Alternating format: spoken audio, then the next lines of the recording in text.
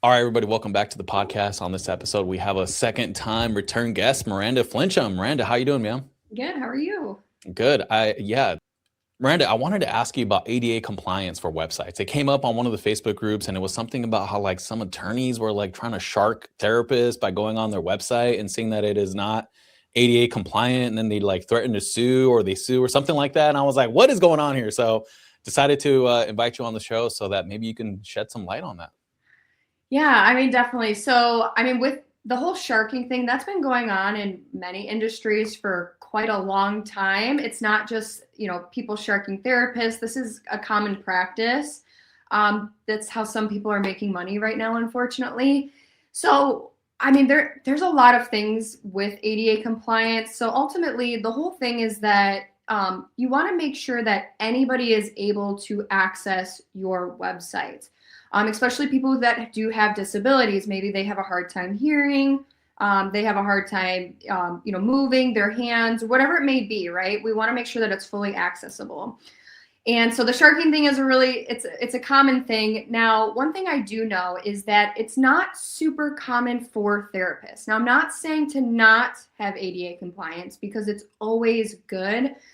But what I always tell my clients is, especially the ones who are kind of aware about ADA compliance, is you want to think of it less about like law and think of it more of just like more clinical value. Because as therapists, you are likely working with people who do have some sort of disability. So having that accessibility is good practice. Now, do I think that most solo or group practices are going to deal with these sharks?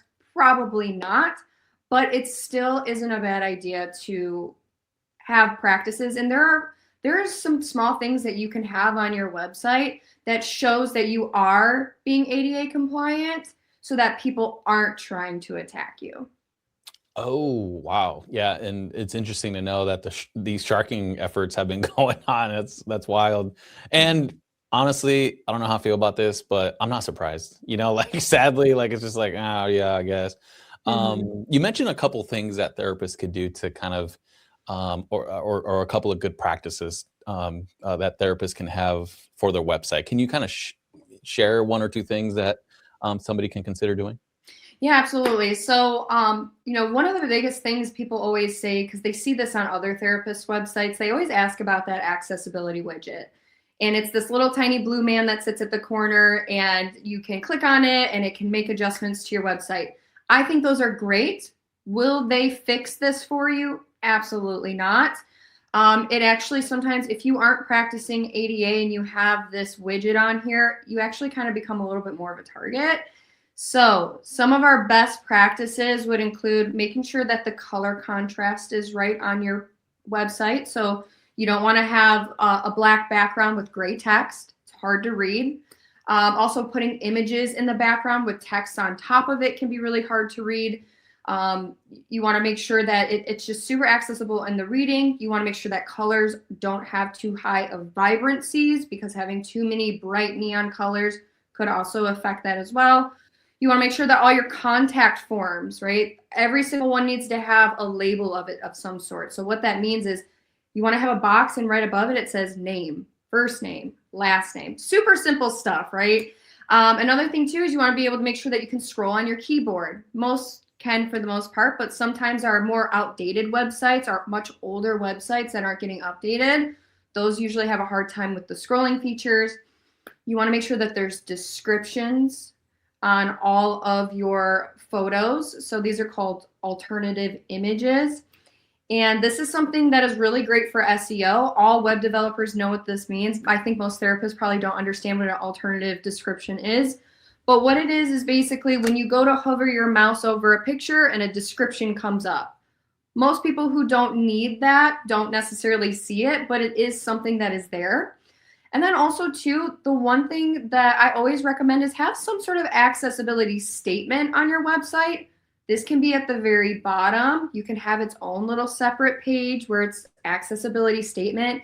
And all it says on this statement is, hey, if you are having a hard time with any part of our website, here's our contact information. We'd love to help you. And that's literally all you need. When it comes to accessibility, it's never going to be perfect. You could do it forever. It's never going to be perfect, but if they see that you're trying, they're going to leave you alone. If there is a shark hunting you right now. Yeah, there's a shark hunting you. That's fine. Yeah. Miranda, what is like? Any idea what like the I don't want to say the punishments or the fines, but like what are the repercussions for not being ADA compliant? Like as far as a website. It's hard to say because I mean, this is technically more like when it comes to ADA, they really are speaking to more of like our government facilities, but obviously there's a little bit of pressure when it comes to like healthcare industries.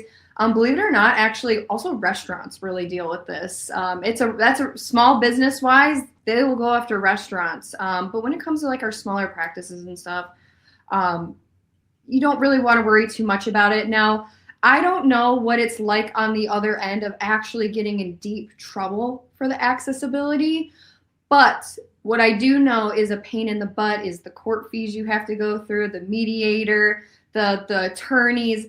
It's more of a pain in the butt and fees that you're having to pay to get through the process. I can't really give an actual like what it looks like on a federal level for you because I have a hard time seeing that happen for some of our therapists. So Yeah, and as you say, that kind of makes sense to me because if you're, it seems to me like the more common thing is like somebody who's wheelchair bound, and they need access and they need a ramp, and then there is no ramp. Like that could be a thing, But as far as like the websites are concerned, I'm like, who goes after it? So anyway, I just wanted to pick your brain on that.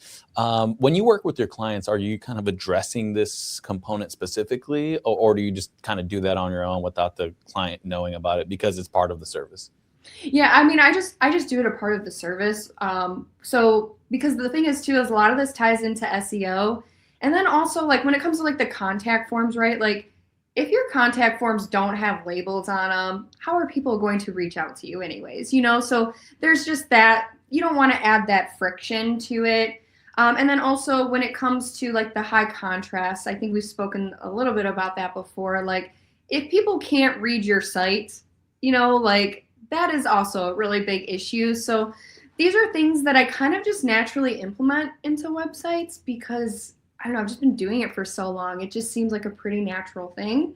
And then when it comes to like all alternative messages and stuff, like those are things where it's like you can get really heavy with how descriptive all of your images get. But that is also SEO too. So if you're somebody who's like, hey, I really love the idea of SEO, then that might be something that you might want to invest into having just because of compliance too.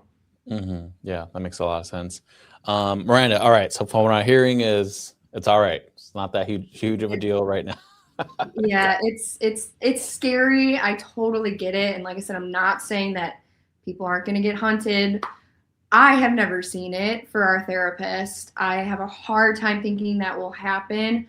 I think that like if I was to say like I think that if I did ever come across a therapist who is struggling with that, they're probably quite large group practice of some sort who is constantly funneling money through ads and has a huge amount of traffic on their website daily, thousands daily, like not 1,000, we're speaking thousands, right?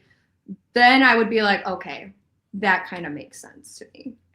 Gotcha. All right. That makes sense. Miranda, well, hey, thank you for your time. I really appreciate you hopping on to this episode to share your thoughts on ADA. If somebody wants to partner with you, how can they do so?